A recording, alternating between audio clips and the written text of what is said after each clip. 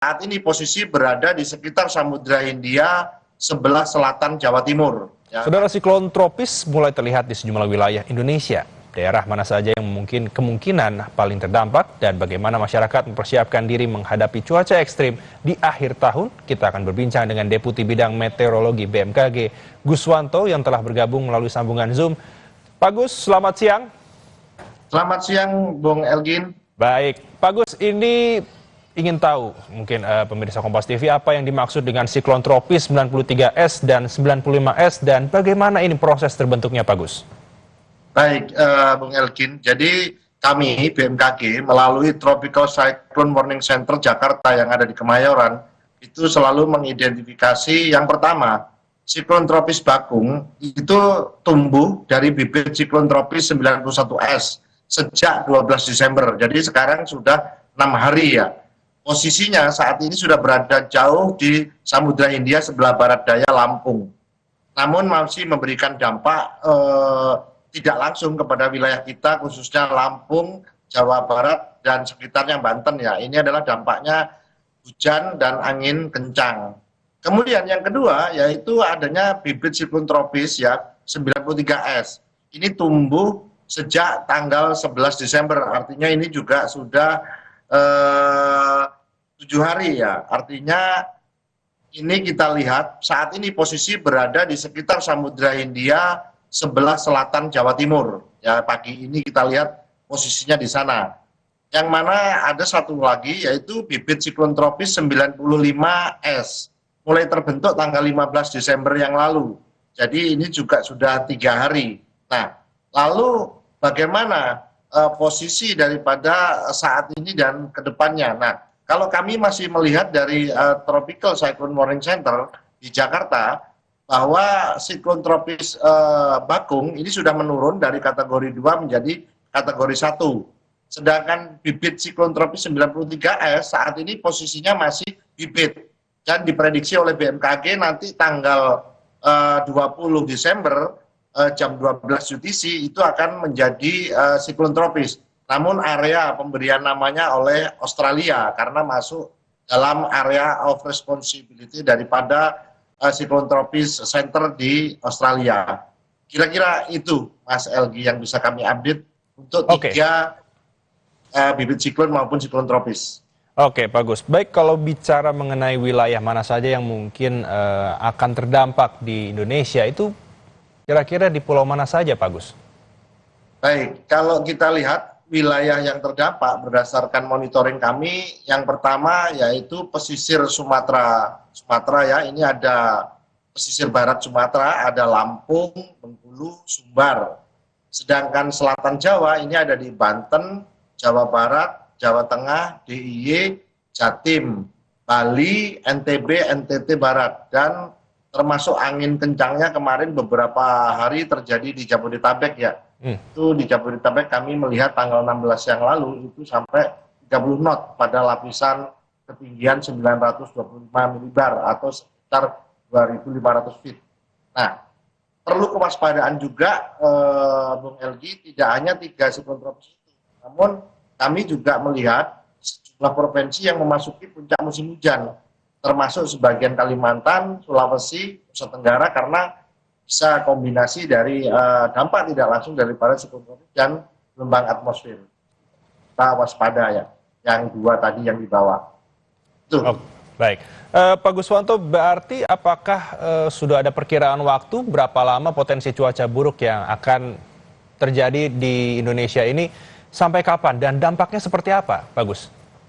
Baik, kalau kita melihat durasi potensi cuaca buruk yang kami analisis dari kami perakirakan di BMKG, ini memproyeksikan pengaruhnya signifikan sepanjang tanggal 16 kemarin hingga 22 Desember. Sementara ini kami kan menggunakan skala meteorologi, jadi dikurang dari 10 hari, di mana puncak gangguan nanti adalah 16 sampai 19 Desember, di mana untuk gelombang tinggi dan hujan lebat berpotensi sesuai evolusi daripada sistem bibit siklon ataupun siklon tropis di atas. Misalkan hujan sedang hingga lebat dan sangat lebat, ini lokal ekstrim disertai kilat dan petir, beresiko untuk banjir ataupun longsor ya di beberapa wilayah yang memiliki lereng.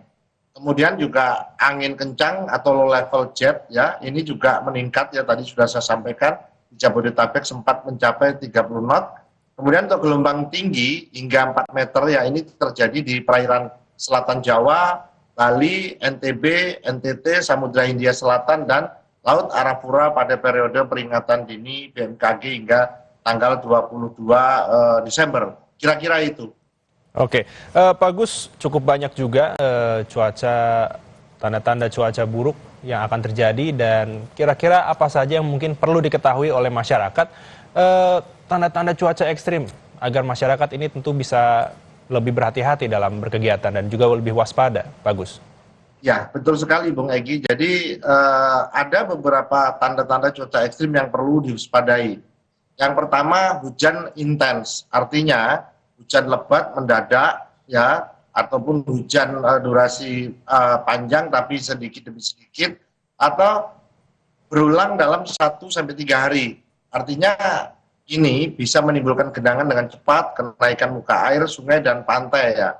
Kemudian yang kedua itu untuk angin, hembusan angin kencang kan terlihat ya, biasanya pohon, papan reklame rawan tumbang karena ada termasuk juga muncul badai petir ya. Kita melihat kalau tinggal di gedung mungkin lantai 4 ke atas dalam periode 16, 17 sampai sekarang 2022 nanti itu biasanya terdengar bunyi jendela itu seperti itu, adalah bunyi angin kencang ya. Kemudian di laut kami juga perlu diwaspadai adalah peningkatan cepat tinggi gelombang, arus laut, dan swell berhari berikutnya. Ini kami memprediksi juga masih terjadi ya. Catatan yang perlu kami tekankan adalah potensi hujan sangat lebat, luas, dan angin kencang selama periode pengaruh daripada bibit ataupun siklon tropis yang dimaksud, yaitu dampak tidak langsungnya. Kira-kira demikian, itu tanda-tanda yang perlu kita waspadai. Baik, Pak Gus, langkah antisipasi apa saja yang disarankan oleh BMKG untuk masyarakat di daerah-daerah rawan, Pak Guswanto? Mungkin seperti di pinggir pantai, itu harus berhati-hati jika mungkin gelombang sudah naik, seperti apa Pak Gus? Baik, Bung Elgi, jadi langkah antisipasi bagi masyarakat di daerah rawan, yang pertama dalam rangka kesiapsiagaan, lakukan cek informasi resmi ya, pantau peringatan dini harian 6 jam sekali, atau bahkan kami update 10 menit sekali ya, untuk peringatan dini cuaca ekstrim harian ya, ataupun jam ya. Gelombang tinggi juga kita update setiap 6 jam ya, aktivitas di luar ruangan. Ini perlu kita cek informasi resmi untuk menghindari hoak. Yang kedua, mitigasi rumah ataupun pohon, amankan atap, bersihkan saluran air, pangkas pohon yang sudah tua ataupun yang rindang ya, agar apabila terkena tiupan angin tidak roboh. Kemudian evakuasi lokal ya, artinya kenali titik kumpul, jalur evakuasi, dan lokasi aman dari bencana. Misalkan nanti apabila ada kena banjir, kita udah tahu evakuasinya lewat mana. Dan kemudian siapkan tas siaga ya, dokumen-dokumen itu seperti biasa kita simpan dalam tertentu, nanti apabila ada bencana kita tinggal dibawa. Terus kemudian yang selanjutnya, hindari risiko, jangan berteduh di bawah pohon saat angin kencang, ataupun kita di tanah lapang saat petir. Hindari aktivitas di pesisir saat peringatan dini gelombang tinggi berlaku. Hindari juga daerah yang berlereng yang apabila peringatan dini cuaca ekstrim berlaku, dikhawatirkan ada longsor. Baik. Kemudian kita juga melihat, Bung Elgin, ada beberapa pelayaran ya, himbauan bagi nelayan, pelayaran dan penerbangan ini sudah memiliki jalur tertentu, rute selatan, penerbangan juga cuaca signifikan juga sudah kita berikan. Demikian. Oke, baik. Terima kasih untuk informasinya Pak Guswanto, Deputi Bidang Meteorologi BMKG, dan semoga ini menjadi peringatan juga agar masyarakat lebih waspada jelang liburan Nataru. Terima kasih Pak Guswanto. Terima kasih Bung Elgin dan selamat siang. Salam sehat selalu.